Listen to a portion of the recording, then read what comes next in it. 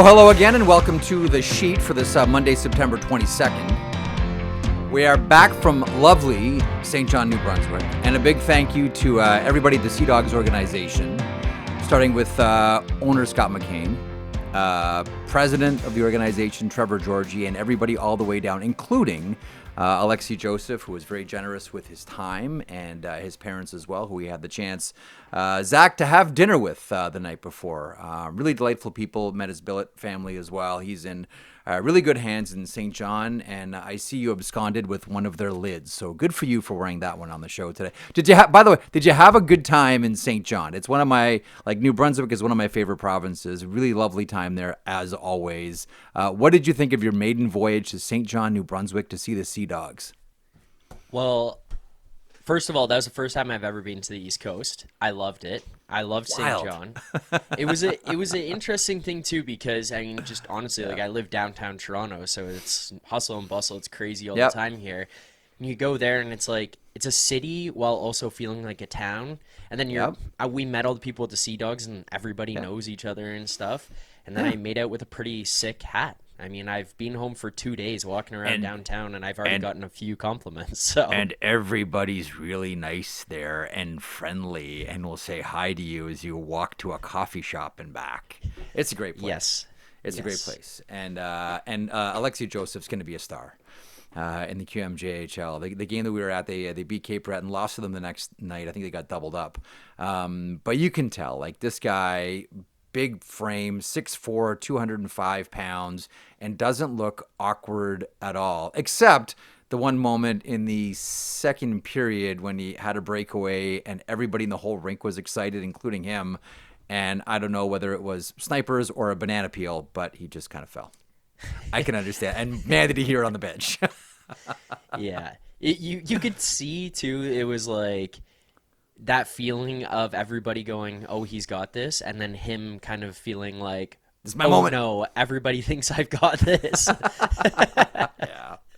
And again, thanks to everyone at the Sea Dogs organization. That is a first-run franchise, one of the Cadillac franchises across the CHL. We wish them all good luck here in this season. Okay, in the meantime, for the third time here, we're starting the show off by mentioning another passing of a legendary goaltender. A couple of weeks ago, it was Ken Dryden, the Montreal Canadiens. Last week, we talked about Ed Jockman, who passed away, legendary New York Ranger, one of the most popular, not just goaltenders, but players in the history of that storied organization. And today, we offer condolences to the family and the friends and the entire community of the Philadelphia Flyers and the family and friends of Bernie Parent. Look at the picture of that beautiful man. Bernie Parent was one of the first hockey players I ever personally identified with. My first memories of watching hockey were at my cousin's house in Livonia, Michigan, watching the Philadelphia Flyers. It would have been against the Bruins, I'm guessing. I just remember not being able to take my eyes off Bernie Parent. It might have been the Sabres series. I'm not 100% sure, but it did involve the Philadelphia Flyers and the Stanley Cup final. For my money, he was the best angle goalie of all time. And this is in an era where not everybody played that butterfly style that we all see now, popularized by Patrick Waugh. There were some. I mean, Glenn Hall kind of did it. Certainly Tony Esposito did. But you were really relying on being a great angle goalie when you played in the 70s. And for my money, there was no one better than Bernie Parent. He won 2 Stanley Cups in a row, won the Conn Smythe Trophy in both of those Cup finals. He was the reason why the Philadelphia Flyers won those Stanley Cups. With all due respect to everybody else, from Bobby Clarke all the way down, what you're looking at, if you're watching us on YouTube, that man was the reason the Philadelphia Flyers won those Stanley Cups. As many people have pointed out as well, help along the way, playing 2 years in Toronto, platooning with Jacques Plante, who himself was one of the great angle goalies of all time and great stick-handling goalies of all time. After that, it was to the Philadelphia Blazers of the WHA, and then to the Philadelphia Flyers, where, as I mentioned, he won 2 Stanley Cups and 2 Conn Smythe trophies. Was a fixture in Philadelphia. Everybody loved him. Like even if you never met him, and I had the opportunity to meet Bernie Parent a number of different times, whether it was on TV shows, whether it was on doing radio shows, podcasts, or just seeing him in Philadelphia. Always a big smile, always a great story, always a big handshake or a bear hug. He was a lovable man who just happened to be the best goaltender of that generation in the NHL. I cannot underscore this for those of you who are a little bit younger and may not know the story of Bernie Parent and just how good he was. He's one of the best of all time. Like when you run down the greatest goaltenders to ever play the game, and for me, it's Dominik Hasek number 1, but you get to Bernie Parent really fast as well. And that Philadelphia Flyers team was a team that had the accent on violence. Like they're a really good team too. And they were a good passing and playmaking team. A lot of that was because their head coach Fred Shiro studied the systems of legendary Soviet coach Anatoly Tarasov. Actually traveled to Russia a number of times to study the Russian system and style of hockey. But they really put the accent on violence, and the idea was the referees weren't going to call everything, so let's just have at it. They're not going to fill the box, and that was the on ramp for your Mel Bridgmans and your Don Seleskis, and certainly your Dave the Hammer Schultz with his 472 penalty minute season. But it was chaotic. Like it was a very chaotic and violent team, which makes it even that much more impressive how Bernie Parent was able to stay focused through all of it and make saves and keep the team in games, because that Flyers team took a lot of penalties, and Bernie Parent was their number 1 penalty killer. Again, I'll come back and say it. If there's no Bernie Parent, there's no 2 Stanley Cups for the Philadelphia Flyers. He was that large of a figure, and to keep calm and focused when all around him was chaotic from his own team is just a testament to how great a goaltender he was. Loved by Ed Snyder, the late owner of the Philadelphia Flyers. Loved by Flyers fans, Flyers faithful, not just in Philadelphia, but around North America as well. A respected goaltender, a great ambassador for the sport, someone that did a lot off the ice to help support grassroots hockey in the Philadelphia area. He will be missed as he was treasured. Condolences to the friends, family of Bernie Parent, as this is a day where the Philadelphia Flyers organization and Flyers fans everywhere pause and remember the greatness that was Bernie Parent. Coming up on the program today, Daily Outline is, as always, powered by FanDuel. Make every moment more with North America's number 1 sportsbook, FanDuel. And coming up on the program today, speaking of the Philadelphia Flyers, he is the director. He's the director of player development for the Philadelphia Flyers. He is Riley Armstrong. I've maintained for a while here, and I'm not in a minority on this one, that Riley one day is going to be a general manager in the NHL. You'll be able to hear from him in a couple of moments here on the program, as we'll talk about some of the names we should pay attention to on the Philadelphia Flyers, names that are on the horizon or names that are already there. And I know it's preseason, but man, Trevor Sekeres looked really good. We'll talk to Blake Price as well from this Sekeres and Price podcast. We'll talk about the Vancouver Canucks and the Quinn Hughes drama, which continues. And if you're like me, you're probably saying the same thing. Man, it's going to be a season where every couple of weeks, another log on the drama fire just gets thrown on the fire.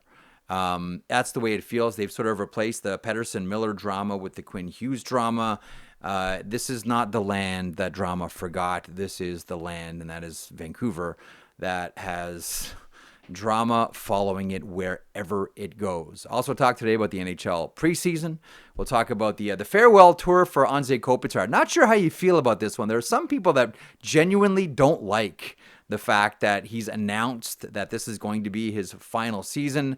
I will tell some Denny Potvin stories along the way, who famously did this going back to 1988 and what that was like.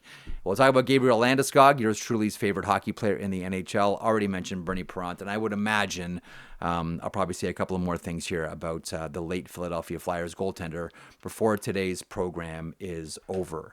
So a couple of things here as we wait for Riley to stop by. Let me just jump in with the Kopitar situation. So Los Angeles Kings forward Anze Kopitar announcing that this will be his final season. I think he has, the heft and the place in the game and the Stanley Cups and the individual awards that it's wise to make an announcement like this. Otherwise, people all season long will be wondering, where's the extension and what's happening? And I don't think Kopitar wants to drag the Los Angeles Kings through that, so I don't mind this. There are some fans that aren't big fans of it, and I want to get into that here with Zach Phillips in a couple of seconds.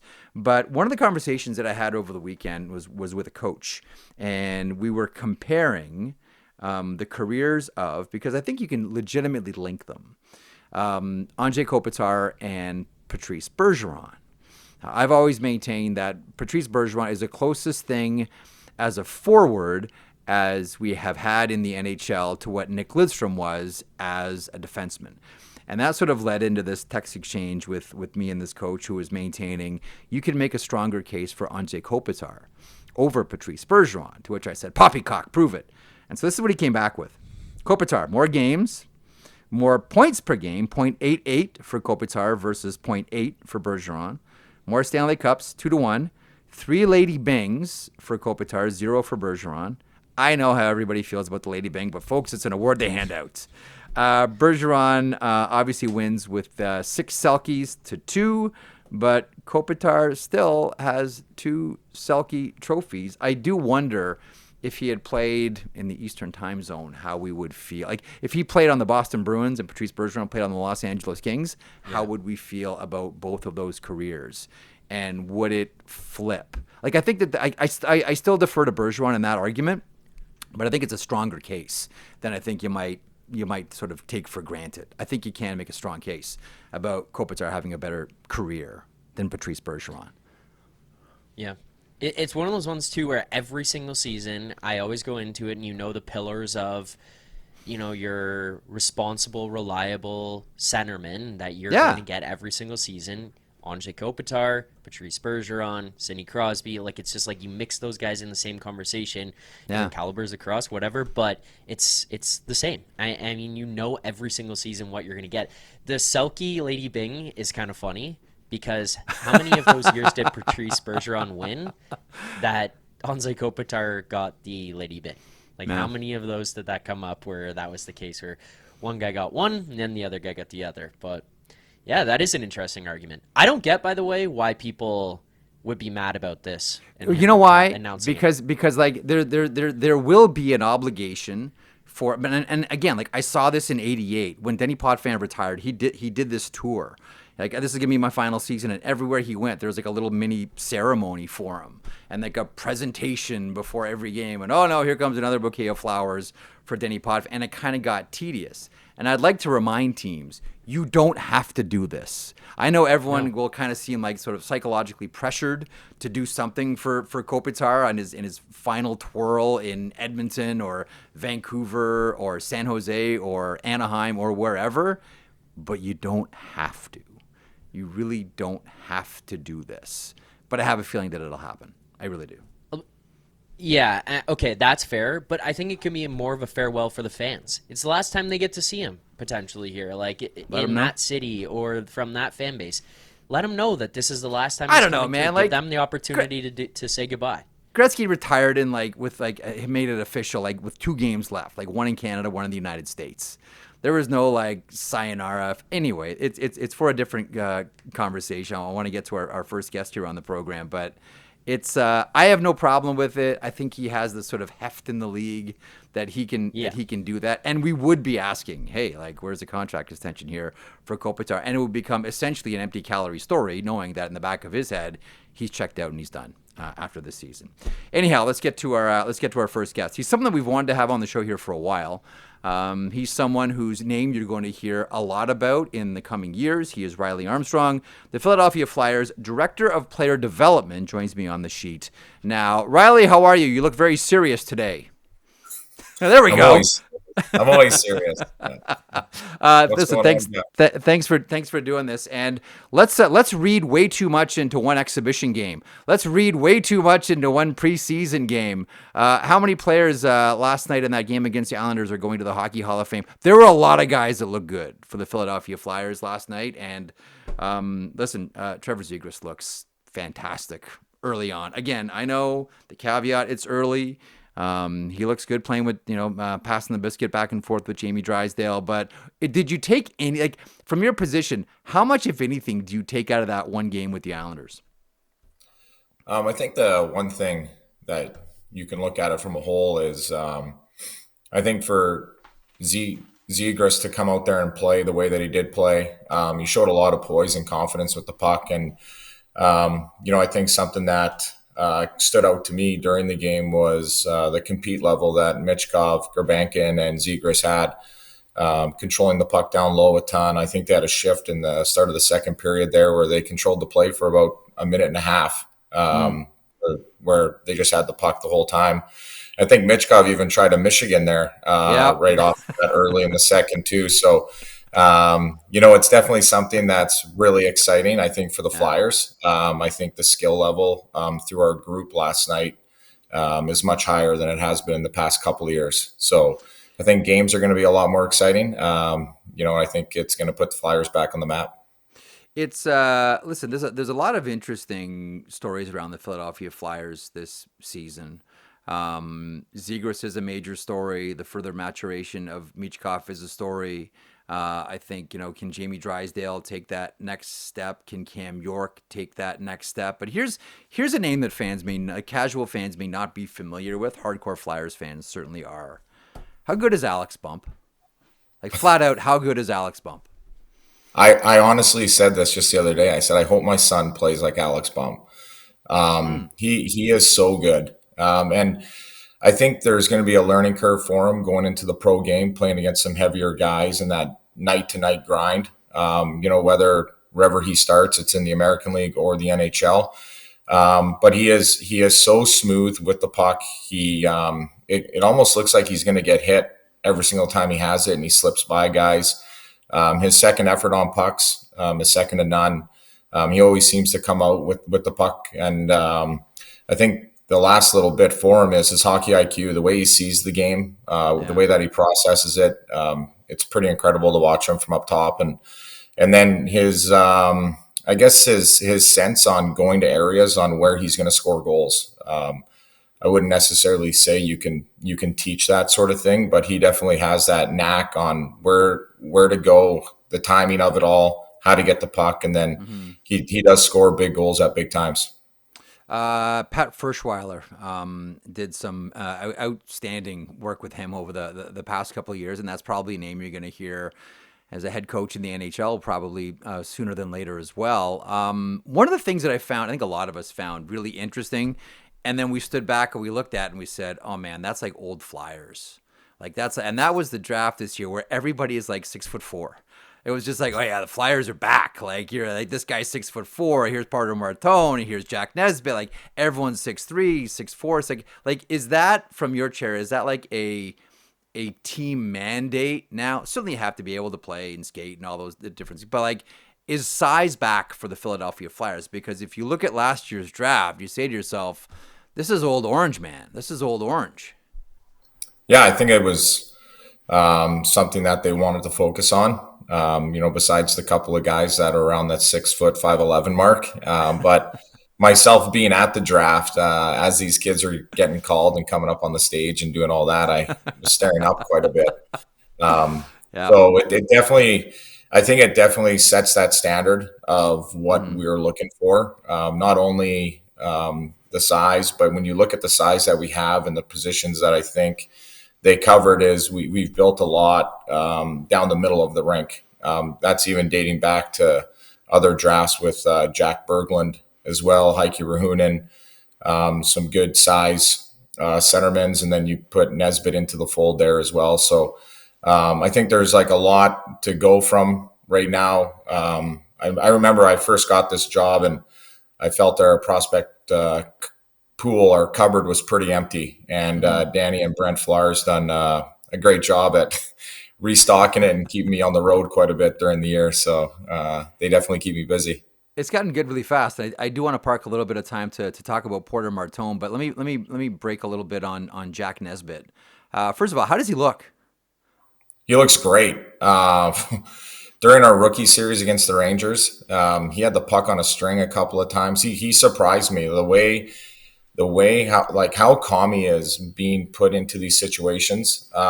You're 18 years old coming in to play against these rookie series against the Rangers, and he definitely stood out in both games. Not only his size, the way he controlled the faceoff dot, the way that he carried the puck through the neutral zone, made plays with guys on his back. And then watching him last night in the first preseason game, going out against some NHLers from the Isle, and he looked good. And I think a lot of times when you get put into that game when you're 18 and you're nervous and you're a little unsure and you just want to play it safe, he definitely didn't do that. It was pretty cool for me to watch up top and see how he just kind of took control of his situation. And I think he made the most of it. He's going to be one guy where I think he probably goes back to junior hockey, but he's definitely going to push to stay here as long as he can. He's on a really good Windsor Spitfire team too. That team has Memorial Cup aspirations this year. Porter Martone, I think, raised a lot of eyebrows, making the decision to leave the OHL and go play for Michigan State. Again, like, he's one of these players that you look at and you say he looks like a Philadelphia Flyer. When you see Porter Martone, Riley, what does Riley Armstrong see?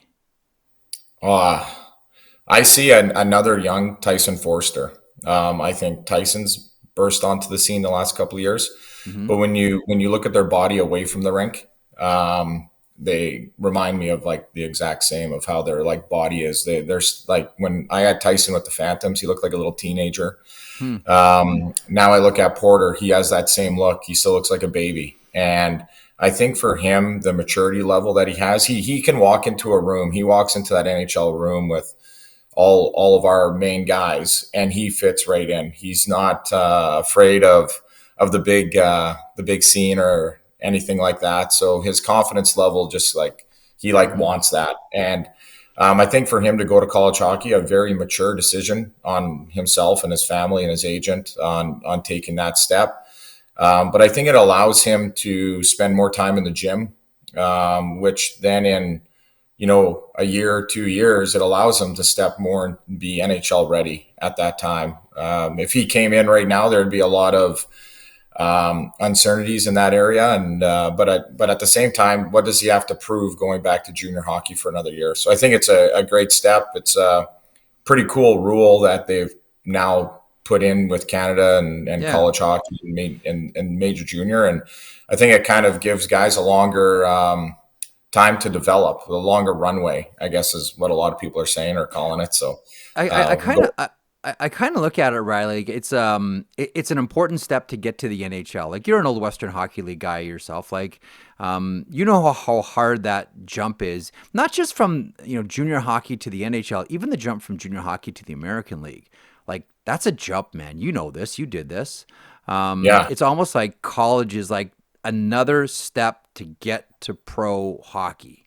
Like, I'm with you. Like, there are some players that just sort of they skill out of junior hockey, and what's next, man? The AHL jump is huge. The NHL jump is huge. You can play college hockey for 1 or maybe 2 years, and like, listen, this is your bailiwick. Development, I think you can only benefit. I really do.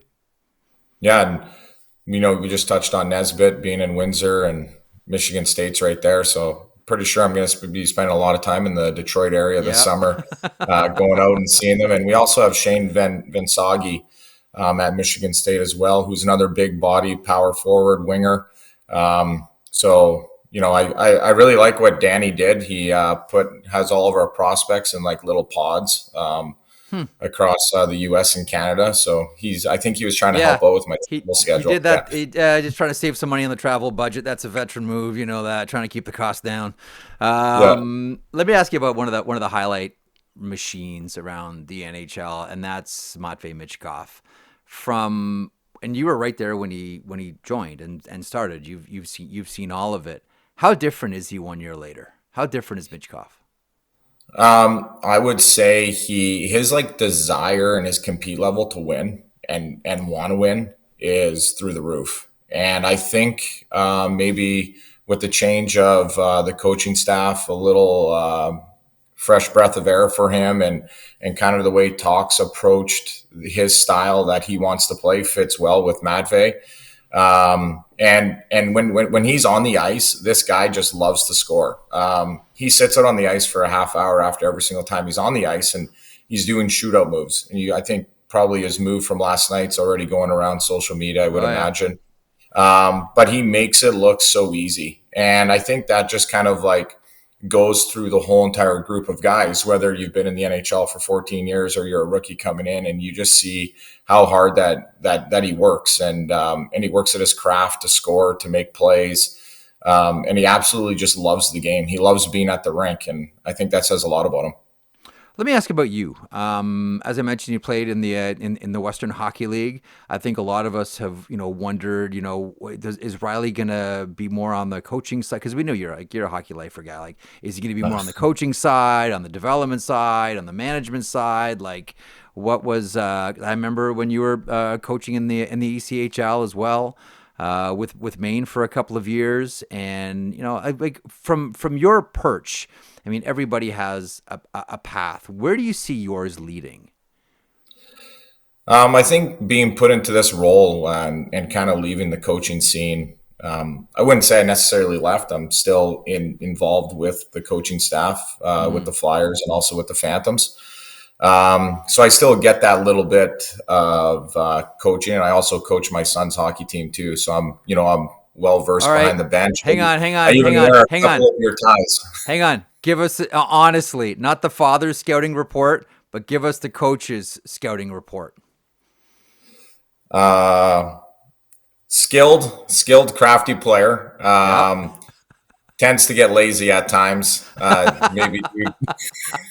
Hang on. How old is he? First of all, how old the child 10. Are we talking about? Okay, keep it in mind here, folks. We're talking about a 10-year-old. Give us the full scout report on the 10-year-old. Yeah. Okay, so shows promise. Hey, show him. He shows promise, Danny, but he lacks focus. Well, yeah, Riles, he's 10 years old. But finish the scouting report for us. He is a very, very skilled player. Definitely. I don't know where he got that from. Must have been hanging out with Danny a little bit at the rink when he pops down to the training center. Nice. Tends to get lazy, has a little bit of a short temper, and I kind of like that part of him. Yeah, I wonder where he gets that. I wonder where he gets that one from. I think it's from Uncle Colby, to be honest, not so much myself. And but I think he loves the game. And Kelly Chase told me one time, if you love the game will love you back. Mm-hmm. And I think that's something that, hopefully for him and, 5-10 years that helps him out as well with how much he loves the game. He loves being around the rink, being around the boys. Yeah. He thinks he's best friends with all the Flyers and Phantoms. And I'm pretty sure he'll probably venture into the coaching GM world one day too. Wow, I already got him as a lifer. There's a great old saying. I'm curious about what you've learned along the way. There's a great saying about teaching, and it goes like this: when one teaches to learn,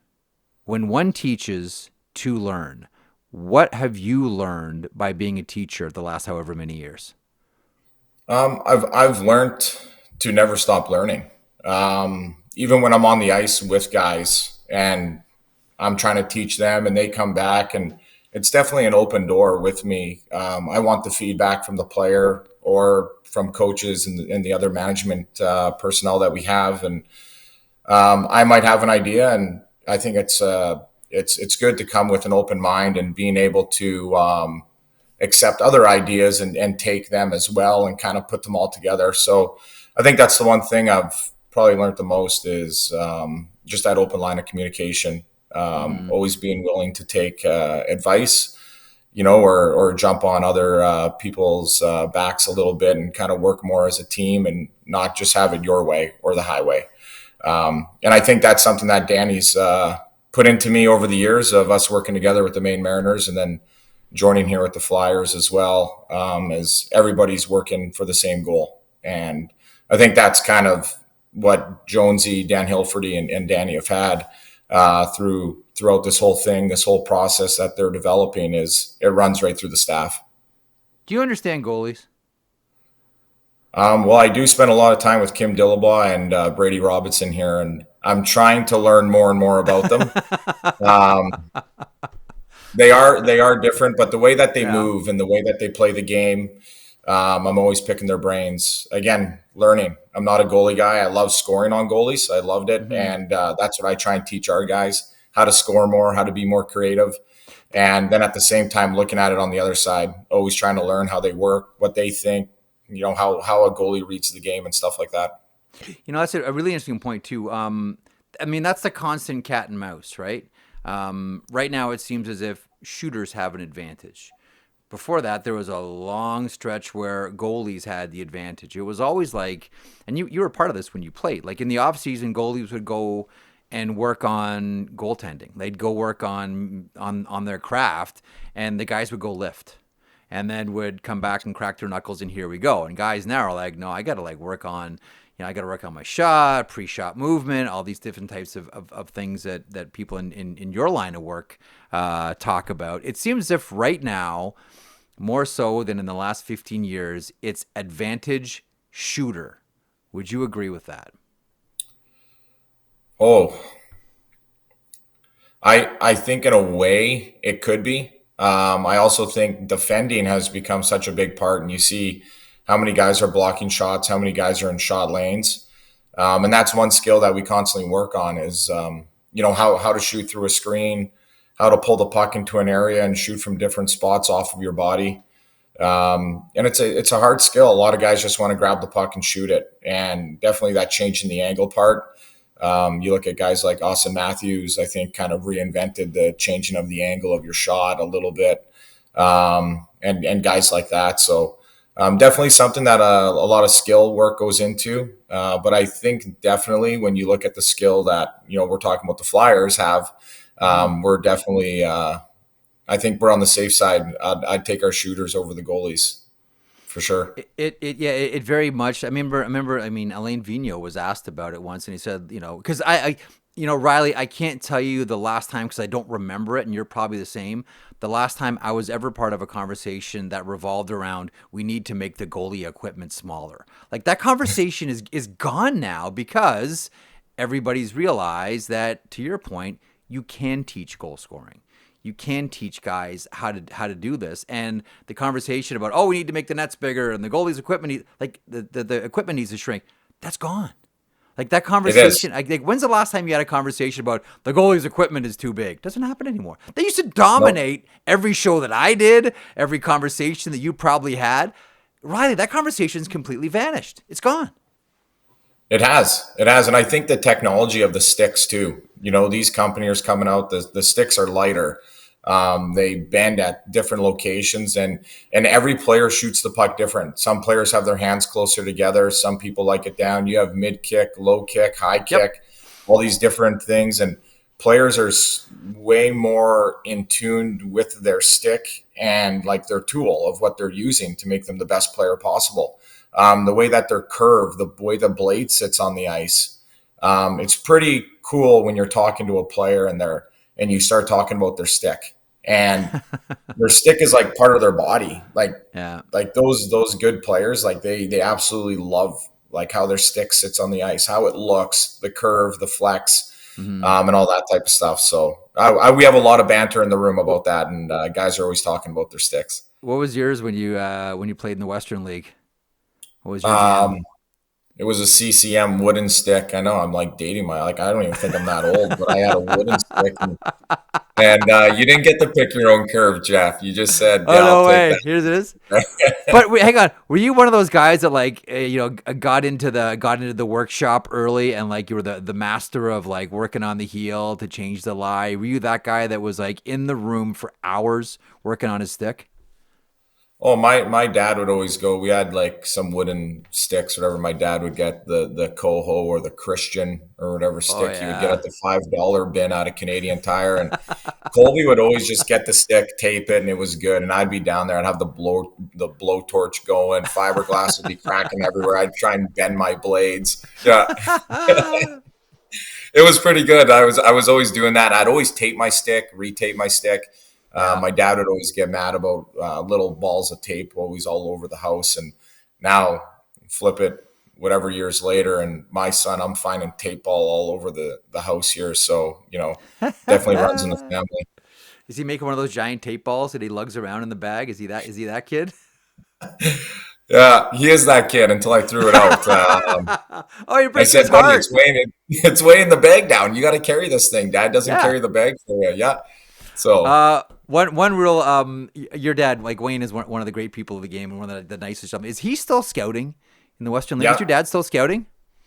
he's still scouting for the Moose Jaw Warriors. I think That's he's in great. his third or fourth year now with them. So he has a Memorial Cup ring, 2 WHL championship rings, one back when Colby played with Red Deer, and he just absolutely loves being at the rink. Yeah. Around the city of Saskatoon, I think every single night I call my dad during the winter, and there's a hockey game in the background, and Oh yeah. he's at a local youth rink watching Bantam hockey, Great. Major AAA. And, he definitely gets those players out there and gets them down to those guys in Moose Jaw. You're part of a great hockey family, Riley. Listen, thanks for parking time. I know it's a busy time for your organization and for you. Thanks so much for parking some time for me today. Much appreciated. Good luck to the team in Orange this year. We'll check back soon. Awesome. Thanks, Jeff. And I appreciate the ties that you gave me. I've added them to the tie collection. So Hang on, I hang wear on. them. I wear them on. from time to time. Hang on, we got it. Hang on, we're gonna tell this story real quick. So when Riley used to coach in Maine, this is the ECHL, and whenever he would come visit me at Sportsnet, I would always give him. We'd go to the dressing room and say, Riley, grab some ties, and you still have those? You're telling me? I still have them. You used to give me Maine Mariners dry fits for the gym, and I would give you ties. I think you win Yeah, I thought in that Great, department. great trade off. Great trade off. And I don't know if you still wear those Maine Mariner shirts, but I definitely wear these ties. I do. All right. That's a hand to glove awesome. relationship. Awesome. Riley, thanks, man. You're the best. Congratulations on all the success, and we wish you nothing but more success in the future. Thanks, pal. Thanks, Jeff. There he is. Riley Armstrong is the director of player development for the Philadelphia Flyers, and that is a name that you will hear much more of in the coming years, as his career is probably taking him to more of the management than coaching direction, and it's only a matter of time, as they say, before the big chair finds Riley Armstrong sitting in it. Zackaroo, if you are still there, quick thought on the Flyers or that conversation with Riley. Anything jump out at you? I love the way he talks about Alex Bump. Like, I know he's not a household name yet, but I'm telling you, like, I watch him at Western Mish as well.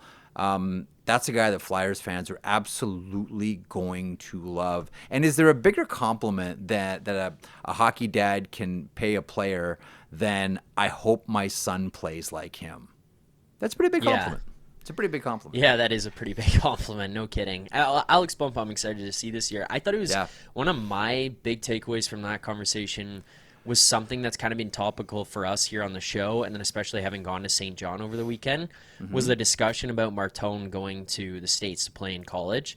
And just kind of the statement he made about the longer runway for development.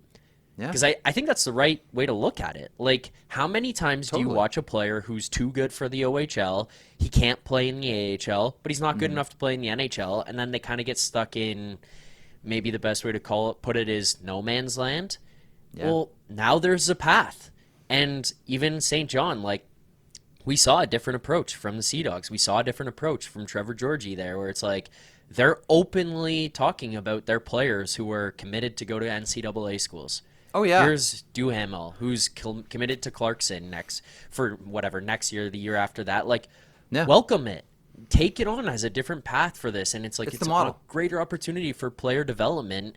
I thought that was kind of interesting for someone who is a director of player development, openly saying, yeah, this is a better path. So Charlie Murata is a name that I don't think a lot of people will know yet. Charlie Murata was OHL draft pick last year, played Don Mills Flyers, AAA, Bane Pettinger is the agent. So he made a commitment after he was drafted by Flint in the OHL draft. He made a commitment to join Michigan State in 2 years, and there was a lot of poor Flint, like they're only going to get him for 2 years, and then he's going to split. Like, how unfair is this? They should have known before, et cetera, et cetera, et cetera. To which I say, if there wasn't this situation right now and this agreement between the two sides, you wouldn't get Charlie Murata to begin with, right? Because there's no way he would be playing in the OHL. And again, we'll come back to the same refrain. This is the new model. This is a new development model. You can stomp your feet as much as you want. You can complain about it as much as you want and say, like, oh, the Charlie Murata situation is so horrible for Flint. This is just the way it is. This is just a new reality. Like, grab a bathing suit because this is where you're swimming. This is where you're swimming now. This is where it's going to be, unless you're a player that signs an NHL contract and then gets sent back to your junior team. But this is the way it is, man. Yeah, well, there's that too. Yeah, that's fair. Look, there's a conversation for another time. There's probably other leagues who have a gripe with it, like the OJ or USHL. They may have something to say when it comes to players going through the CHL to the NCAA. But, I mean, if you're the CHL, personally, I think the best way to approach it is embrace this. If you're the CHL, right now, you have arguably the highest quality of athletes 16 to 18 that you've ever had. Just because of the reality of this situation, whether it's players going from the USHL or a lot of Europeans going into junior Canadian major junior hockey, there is definitely a trickle down that's felt by everybody. And like we said from day one, top of the development pyramid right now is Division I hockey. That's where this has all taken us to for another day. Yep. In the meantime, the Quinn Hughes story will not go away, and it's not just because the media doesn't want it to go away, because it's a juicy story, and it features one of the best players in the NHL. It features a family, 2 other brothers, a father who works at CAA, who is a legendary hockey man himself.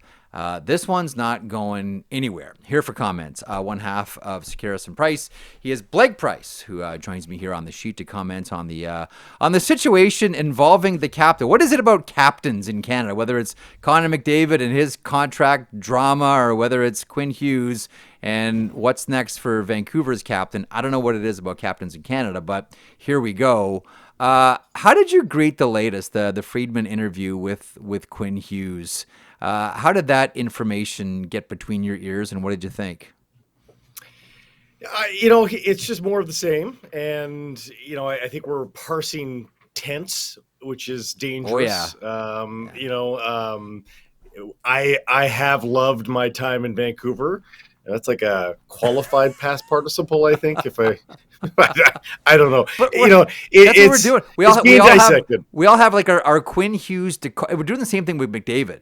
It's like, okay, now I got to put on my Connor McDavid decoder ring to try to figure out what he's. Now I got to put on my Quinn Hughes what is he trying to tell us here? Listen, like Freud which is nothing right now. Like Freud said, hey, listen, sometimes a cigar is just a cigar. It doesn't have to be a metaphor for something else. It can just be a cigar. Are you a decoder ring person, or are you sometimes a cigar is just a cigar person? I think with this guy, he's so laid back. He is so, I don't know. He's just a really relaxed guy. I don't know that there's a whole lot of messaging.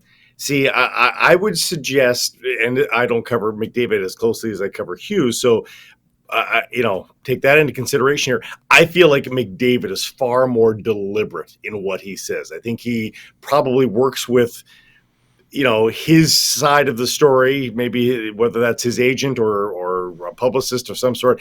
I think he might choose his words more carefully. I don't know that Quinn Hughes is in that position right now. I think Quinn Hughes, especially because he has the extra year on his contract over on McDavid right now, I don't think he's quite drilling down tenses the way that the recipients of these words are right now. So I don't think there's a Dakota ring there. I think he just sort of speaking from the cup, and what comes out comes out. I'm of a couple of minds here about the origin story of this story. I really enjoy Jim Rutherford press conferences. I really enjoy, listening to Jim Rutherford. We always, want people to speak as honestly and as openly as possible. But man, this one just sort of kicked over a hornet's nest, and we're still, dining out on this conversation. As awkward as it may be for Quinn Hughes, as fun as it may be for Jack Hughes to weigh in when asked about it as well. I get the feeling, Blake, that, and maybe it's just an oversimplification,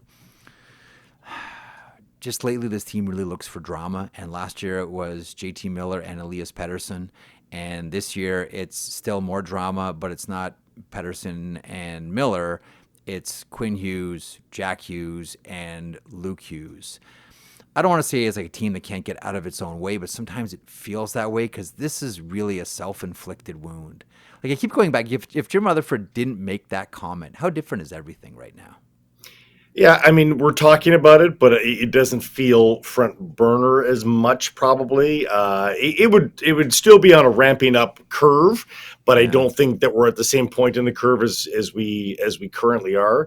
I mean, Jim Rutherford to me is a quote machine. I agree, and I mean, there is a school of thought, and I've been talking with a bunch of people about this, and there is a school of thought.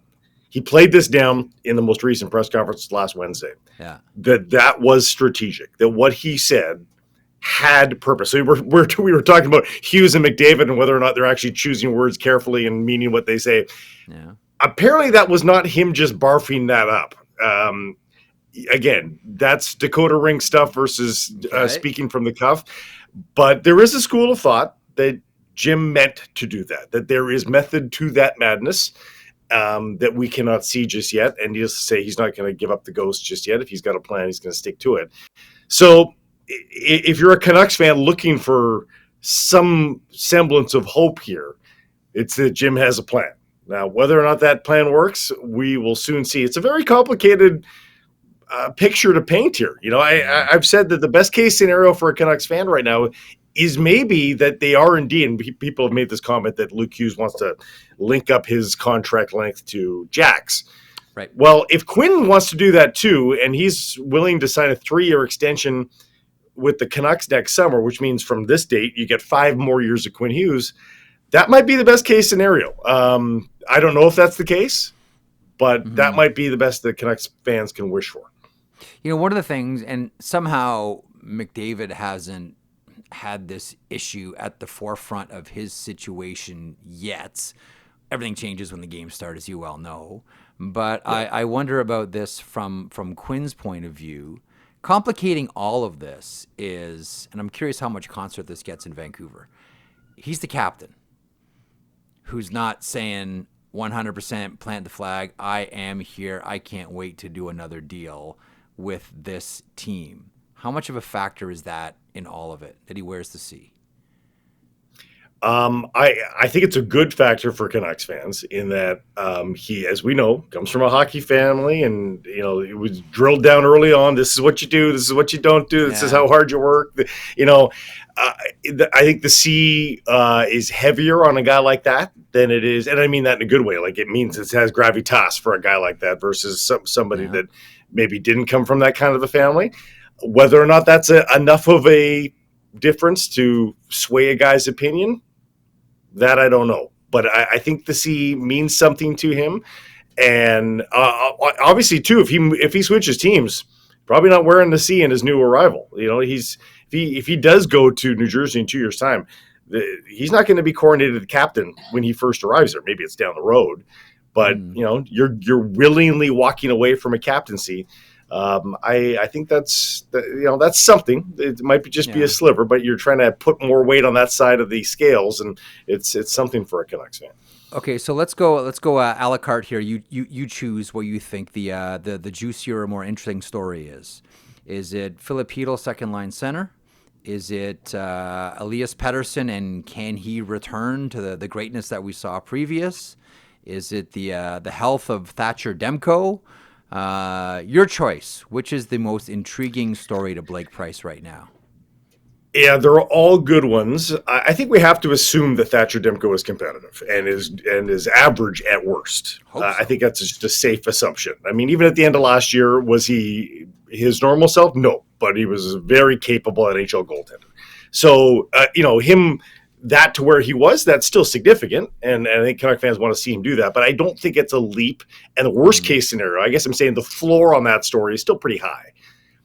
The Elias Pettersson story, who knows? Because there's a lot of room to cover from where he was playing last year to where he can be. So that is the biggest story. And the lack of a true second-line center, and that goes back to your Hedl story, I think Hedl can be a good patch in the second-line center position. But he's not a true certified with a bullet second-line center.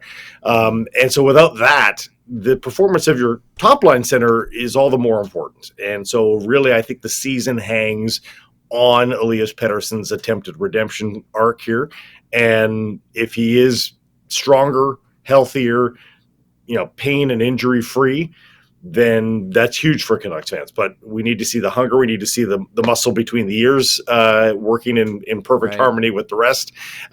So there's so many factors to why Elias Pettersson hasn't been great in the last year and a half. And most of those have to be okay for this team to be okay. And so that's a big ask. Okay, so let's get ahead of ourselves then. How's he looked? Is he back?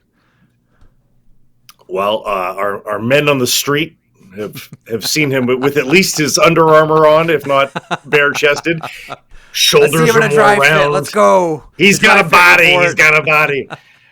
So apparently, to the naked eye, pardon the pun, he does look more sculpted than he has in the past. He hasn't played in the one exhibition game just yet, but the pace in training camp has looked pretty good, and a little bit more shot happy. We've seen a reticence, some not lingering injury or pain necessarily in his wrist from his wrist injury, but there might have been a flexibility issue or mobility issue that breaking through the scar tissue that needed to happen, which seemed to have prevented him from using that fabulous wrist shot on a more regular basis next year or last year. So if that has limbered up and he's going to be a little bit more shot happy, which people want to see, that's good news. And that seemed he was whipping pucks off the iron all training camp, good signs, but until you've seen it in live action, it's just speculation at this point, but you'd rather see that than not see that, I guess. How did Canucks fans greet the JT Miller news in New York with the C on the sweater? Like me and Maddie were talking about, to me, that's a power move by Chris Drury. That's like, this is my guy from the outside. I know many of you thought this might be Vinny Trocheck here getting this one, but this is going to be my way, and this is my guy, and this is New Ranger. Yeah. How was that greeted in Vancouver? I'm sure there were more than one or two stunned people, considering how close. We did a lot of polling on this. Yes. We did a lot of polling, and I forget where it landed, but there was, a pretty significant group that were like, I have emotions. It's stirring up emotions in me. And then there was another equally significant group that were like, it's in the past, don't care. And those people are liars, Jeff. Those people are liars. Everybody, I think, has an opinion on that. Yes. Now, whether it's going to keep you up at night, whether you're going to think about it, 3 weeks from now, okay, there is a spectrum, but everybody had an opinion on that. Don't tell me that it didn't, catch your attention and make you say something out loud as you were scrolling Twitter or whatever it is. You said something, you had feelings, otherwise you're lying to me. Will these two names, rightly or wrongly, be forever linked now in the NHL? These two, Miller and the Canucks, you mean? No, Miller and Pettersson specifically. Miller and Pettersson. I think if Pettersson returns to his former self, while that will obviously harken back to cause and effect, I guess, to why he wasn't himself, I think we will eventually move past the story if there's a redemption there, because then he'll just move on. He'll have 10 more years of playing in the league, and all will be fine. If we never see the same Elias Pettersson again, I don't know. Maybe people will feel like JT Miller ruined Elias Pettersson. I don't know. We'll have to see. I think if Pettersson can be that former self. I think JT Miller. I mean, already his stats since he became a Ranger are pretty good. Like they're akin to what he was doing with the Vancouver Canucks. So JT Miller's carrying on, but Elias Pettersson hasn't. And he's one of those guys. I've always said this. You've heard me bark on about this. I don't cheer for teams. I cheer for players, and that's why I'm cheering for Elias Pettersson. Like, I just don't want that last season to be like the defining season. Like, I want, to your point, that redemption arc, and I want to see that Elias Pettersson again. I want good things for good people. He's one of the guys at the beginning of the year, you sort of make predictions and you have hope and you cross your fingers and your head knows one thing and your heart feels another. I really want Elias Pettersson to have a great season. Is that the vibe in Vancouver right now, that the city is behind this guy, or is it still sideways glance? We've seen this movie last year, and we don't know whether the same Elias Pettersson is coming back. I mean, JT Miller had his fans, so there are still it's a non-zero faction that we made the wrong choice because they had to deal with somebody.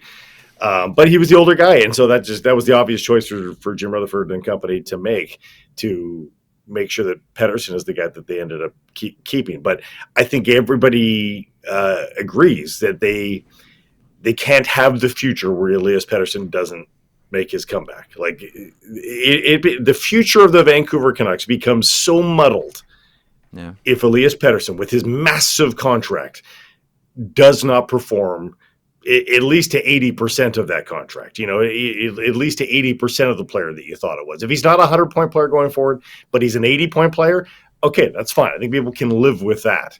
Right. But if he's a 55-point player at best, oh boy, it changes the trajectory. It actually has a reflection on the Quinn Hughes story, because if they're not going to be a competitive team, my goodness, what are the chances they get to hold on to Quinn Hughes? Is it just that we'll finish where we started? Is it just that simple, Blake, that if this team is competitive like they were 2 seasons ago, there's a much better chance that Quinn Hughes re-signs and stays a member of the Vancouver Canucks? But if the wheels come off the wagon, you might as well start taking calls on everybody. I think the second part is true. I mean, if the wheels fall off, yes, I think that is a death knell. But here's the problem, and Jim Rutherford addressed this on Wednesday. We can pull out all the stops here. We can be a playoff team. I can make a stupid trade, overpay for player X over here, and give us a second line center. I can do everything in my power to keep him here, and he still gets to walk. So does it help to be a winning team? Yep, but I can't quantify how much it helps in Quinn Hughes' mind, because if he is dead set on playing with bros ASAP, it's going to be what it's going to be. He's got the power. Yeah, great point. Thanks for stopping by. Really appreciate it. Now you have your own show to get to, so thanks for parking some time with us today, Blake Price, and we will check back soon. Thanks for sharing the expertise. See you, Jeff. Thanks. There he is, Blake Price, one half of Sekeres and Price, heard and seen right here at Daily Faceoff. If you're a Vancouver Canucks fan, or if you're just like a fan that wants to know, because you're like me and you just want to pop in on places and get a time and temp and know what's going on, that should be one of your stops as you try to get the vibe check from the Vancouver Canucks. That is a great show, although I'd avoid it when I'm on, which is weekly. Zack, what do you make of the Hughes situation right now? I kind of look at it and say, like, again, I just referenced this with Blake. If they don't think that there's enough money under the salary cap to keep Quinn Hughes, then how are you not listing on everybody? Everybody, and because all of a sudden timelines have changed. Like, you're not doing it on Quinn Hughes' timeline anymore. Yeah, exactly. I also think there's a... Look, not to make it the Toronto conversation again, but I will speak to it from experience of having just covered it for a year. Tell us about Marner. Tell us about Marner. It's the verbiage is what I'm going to refer to here, Jeff. I Is get it. Yeah, every yeah. time he went on camera and he talked about it, I have loved playing in Toronto. Okay, well, it's not like the biggest deal. Maybe I'm looking into things too much, Yeah. but you didn't just say you love playing in Toronto. You didn't say Loved. you love playing in Vancouver. I loved. And then to throw in there at the end, the clip specifically that kind of made its way around social media the other day was, "We'll see based on my actions in the summer." What the hell? I'm like, if I'm a Canucks fan and I see that interview, I'm like, hold the hell on here. What did you just say? I don't think it necessarily means I'm gone, I'm out the door, trade me now. But Yeah. to your point, this changes timelines. Changes timelines for things in Edmonton, which shouldn't necessarily be the case with Connor, but they should be pushing as hard as they possibly can on things there to win and get a goalie. But it's putting pressure on teams in ways that is kind of, the same that they do in the NBA. How many years does LeBron James sign a 1-2 year contract and basically says, if we don't win, I will leave. If we don't win, I'm on my way out the door. It kind of feels like you're seeing that with Quinn and Connor in their respective situations where, hey, give us an opportunity to win and I'll consider staying. But otherwise, I'm laying the groundwork by going in social media and going on podcasts and saying, I've loved playing in Vancouver and Edmonton and all options are on the table. My favorite, Jeff, of the summer was long-term, short-term, no term. You didn't have to say no term, Connor. Yeah. He's just throwing it out there. They're laying the groundwork for it. But it puts everybody on notice. Hey, if this doesn't work out, I could be on my way out the door. And it puts some pressure on the GMs in the front office, which I kind of appreciate. Because it's like, I'm a superstar player. I want to win. If you're not going to win... It doesn't, you know what? The thing not good about it, enough. like, I'm with you. It seems very, very basketball, but I think that we're edging towards that vibe with athletes in the NHL anyhow. It's just taken a long time to get there. When look, like you can't offer me enough money, I'm gonna go play with my brothers. Yeah, how many NBA trades have you seen based on, oh, I played pickup with this guy and now we want to play on the same team and we're gonna go join Team X and you're gonna pay us this amount of money and the trade's gonna be massive, just based on this is what I want to do. Exactly. And you know what it is? There's a fine line, I will say, because the NBA has kind of gone a little bit too far where it's like you're basically turning it on and watching Love Island USA, like reality drama shows if you're watching the NBA at points. But I will say that's it's what fuels unbelievably interest. entertaining. That's what fuels interest, man. And what else does that bring in? A whole lot of money, which could go to the players' pockets. So why not? Like, why not? It's a bulletproof win-win. Let's. I want to. There's a couple moments we have left here on the program. I want to air a quick clip to direct people's attention to our On the Road series, and there are more features coming. There's the one with Sam Gagne that's already out, and the one that we just released not too long ago is our interview with Jeff Jackson, the CEO of hockey operations for the Edmonton Oilers. Which clip are we seeing here, Zachary? And now this was a long interview with Jax too. What clip are we seeing here with Jax? This is the one talking about his favorite roommate, which is kind of funny too because it always slips my mind that there was a long period, not a period, a long period that even the veterans and the older guys had roommates on the road. Oh yeah. Like, you just kind of think about, like, pro hockey, professional sports, like, they wouldn't share a room with somebody. No. Oh, yes, they did. would. There's a lot of stories to come about it. So this is Jax talking about his favorite roommate. You played in the era where you had roommates on the road. Who are your favorites? My favorite was Michel Goulet, for sure. Like, really? Yeah. We were roommates with the Nordiques and I had a lot of good roommates. So, like, anybody who was my roommate, I'm not mentioning him. I loved but Goo was the best because he was a superstar in the league at the time, and he really took care of teammates. So, like, we would fly into Boston and we would go to dinner and he would have prearranged to pay the bill. Like, he would do that all the time. And the one thing that I was sort of like at the end of being his roommate I didn't love, it was that he loved to sleep in the afternoon for like 3.5 hours. So he would like put the dark blinds on. Yeah. So if you're not somebody who sleeps, like, what are you doing in the room? You can't watch TV, you can't read because you wanted it dark. So I started like leaving the room in the afternoon because I would have a little nap, then I would go sit somewhere in the hotel and read a book or whatever. But he was such a great guy, and so he was my favorite roommate. And what an epic goal scorer too Michel Goulet was. They're the two names that we forget from that 80s era as far as being elite players and superstars, Peter Stastny and Michel Goulet. Now, I love the Quebec Nordiques. I love the Nordiques like nobody else. I love that team. I love the vibe. I love the culture, like all of it. And Michel Goulet goes down as, for me, one of the more underrated superstars to ever play the game. God, was he good. I was happy to hear Jack say that he was a great roommate as well and a good guy off the ice. That's Goulet. Yeah. That episode, by the way, for anybody looking, available on the Daily Faceoff YouTube channel right here, as well on podcast platforms. It's on our feed, The Sheet Hockey. You can find it there, so you can listen to that. And the next one coming out this week, Jeff. What do we got? Who it is? Well, I don't want to. Thomas. Oh, it's Robert Thomas of the St. Louis. This was a fun Yes. one too. This is probably the newsiest one I think that we did, and it was cool. That's your old teammate from a million years ago in minor hockey. Oh, by the way, just as a quick aside, I should have mentioned this off the top. Even though we didn't think to take a picture to document it, Zach Phillips met Zach Phillips.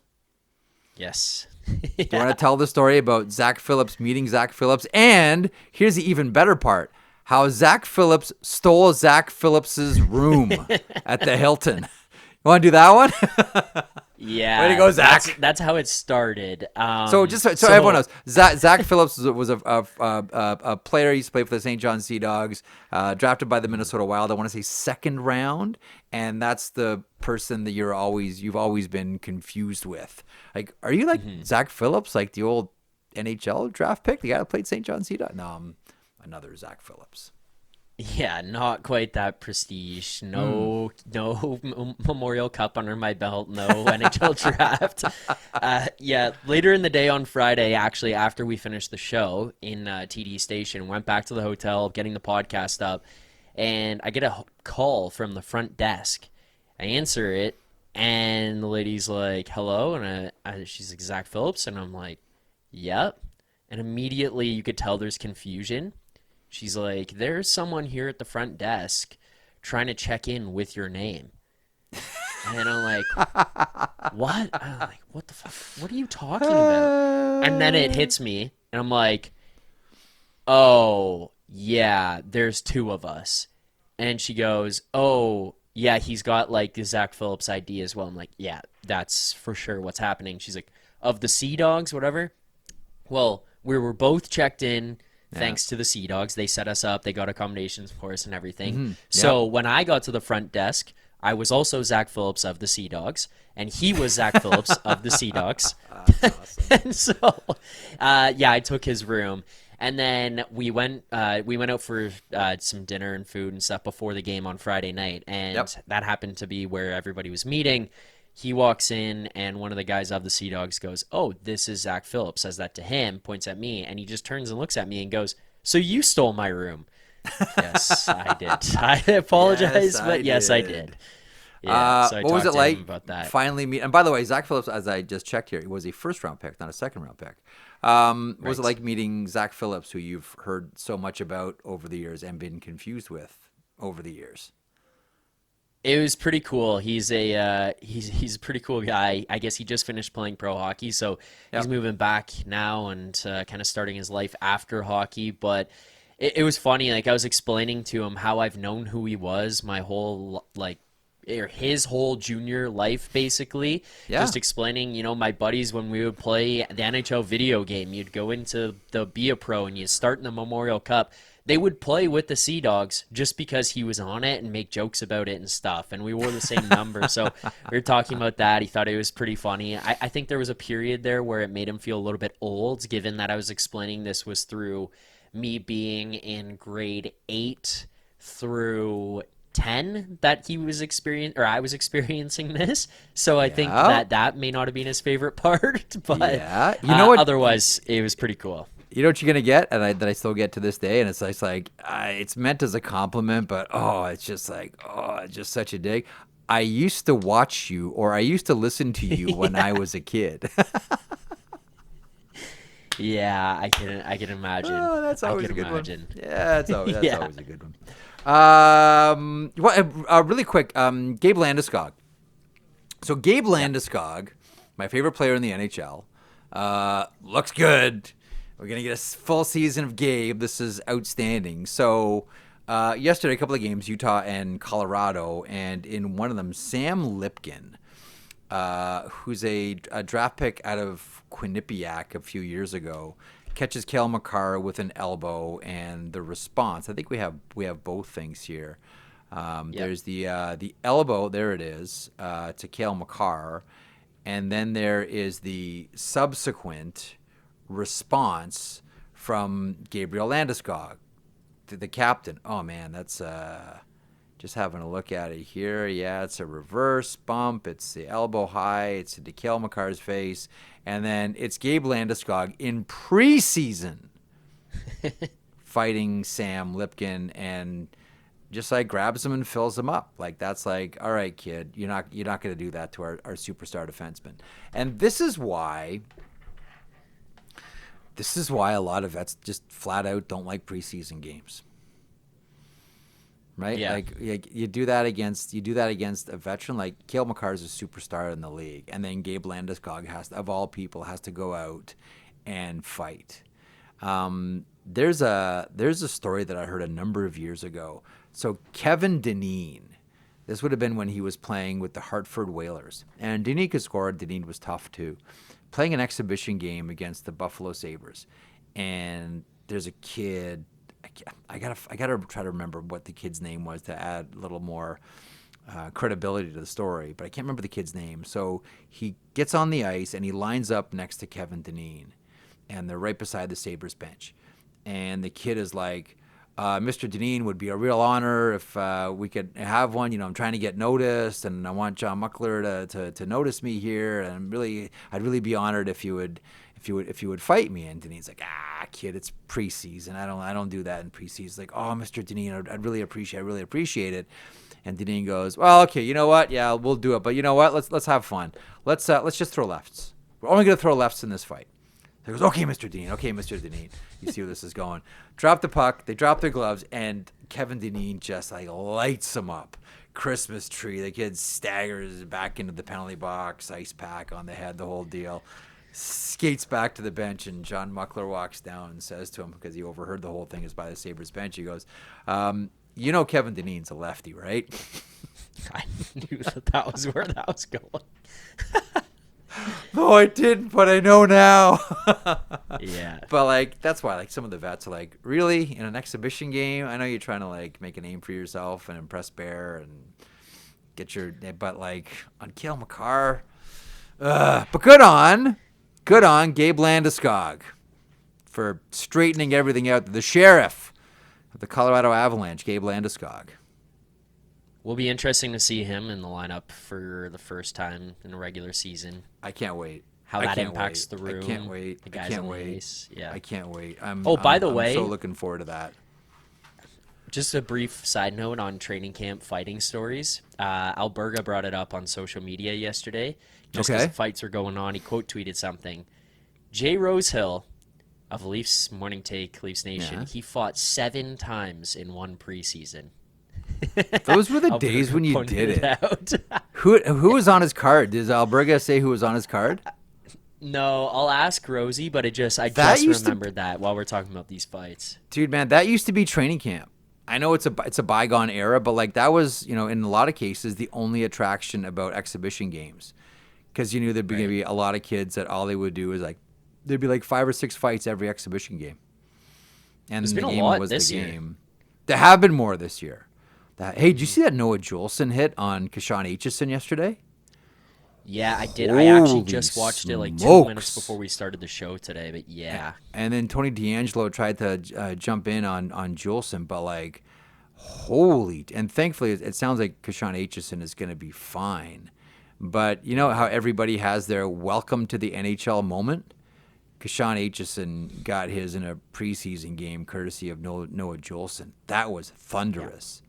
Yeah. Also, what did you make of the Matthew Schaefer back check? Do you have that? Do you got that clip? Yeah, I do, yeah. It starts with him getting a chance net front, too. Right in the slot.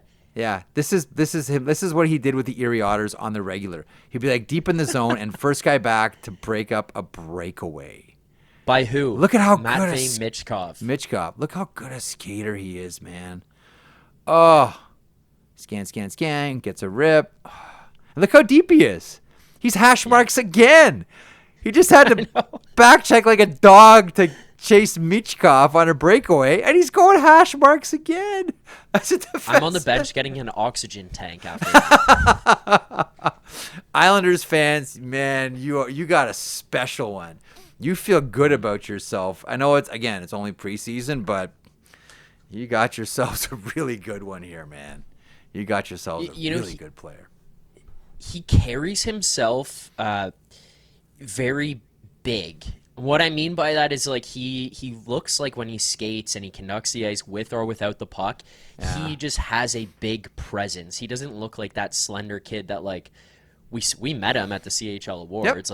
I'm not saying he's a beanpole, but he's also not, I don't know. He'll like, grow. Name your massive player. He's just not there yet, but he conducts himself like he's big and mature, like very physically mature. Like he just skates around that way. It was a pleasant surprise to tune in and watch him have that much confidence on the ice in a preseason game like that. Awesome player. Okay, let's finish off the program here. And thanks for joining us here on this Monday. The sheet is powered, as we all know, by FanDuel.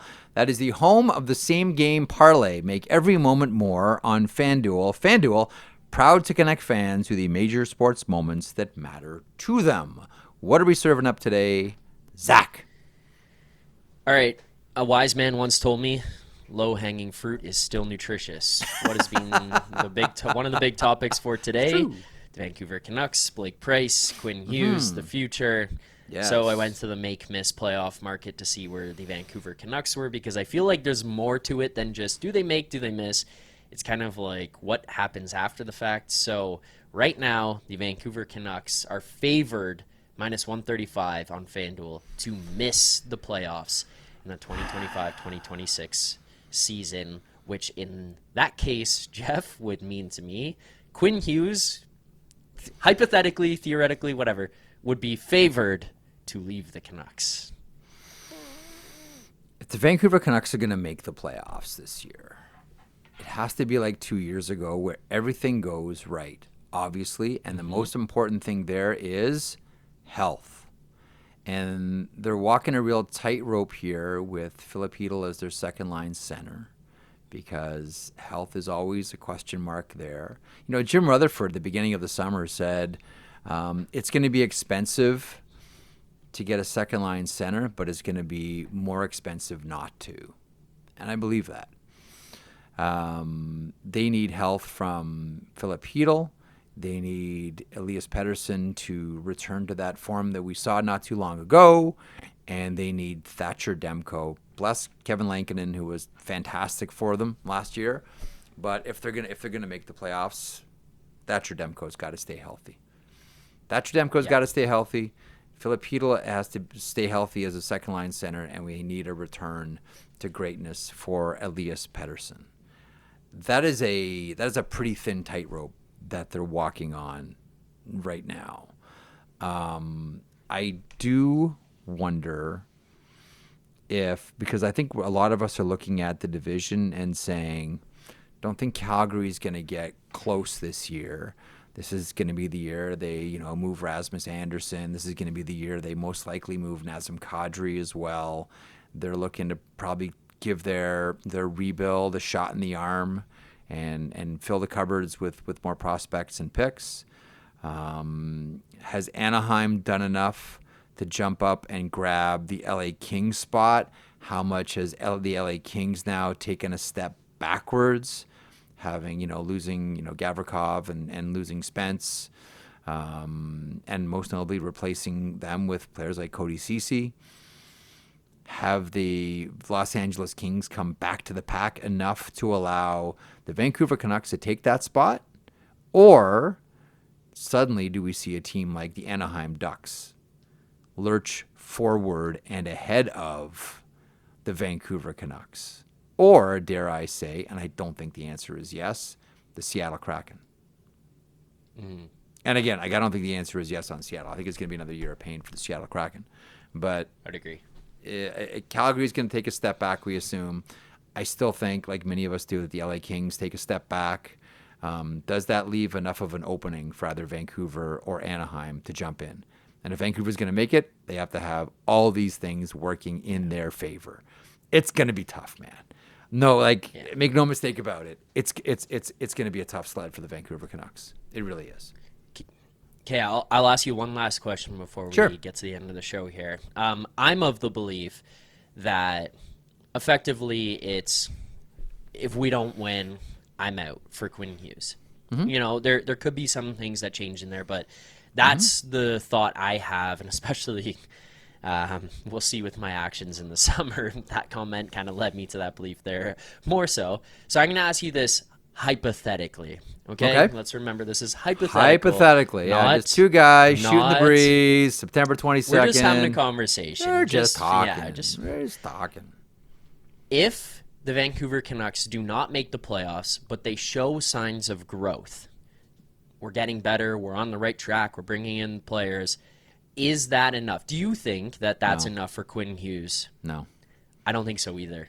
No. I think he has to see, we are winning. And we are in the playoffs and we are competing. I don't think it's enough for him to be close as a miss. Close as I believe in us here. Close as a miss, yeah. Close as a miss. We really took some strides this year. No, close as a miss. Yeah, I don't think so. I wonder how many other players as well. Jack Eichel hit this frustration level with the Buffalo Sabres as well. How many years am I going to give here? And I think that's a realistic thing to ask. How many years can a player be expected to give to the team that drafted, developed, and paid him before the players is quote unquote allowed to say, I need to do something for me now? And it feels like Quinn Hughes is at that spot. And if the Vancouver Canucks aren't going to be at that spot where he is at in his career at his age, he's going to go somewhere else. And I don't think close is enough. Close is a miss. Close is a miss. I would agree. Yeah. I think that's fair. So player on that empowerment, Jeff. On that happy note, on that lovely happy note, cheer up. The games haven't even started yet. We'll be back tomorrow. Greg Wyshynski will be aboard. He's with us a couple of times a week now here on the program. Thanks to everyone watching us on YouTube, listening on your favorite podcast platform. Do us the favor of the like and the subscribe. All of it. It helps. Thanks for dropping by the chat. Thanks for dropping by the program. Tip your Zamboni driver on the way out. And we will talk to you on the sheet tomorrow. See ya.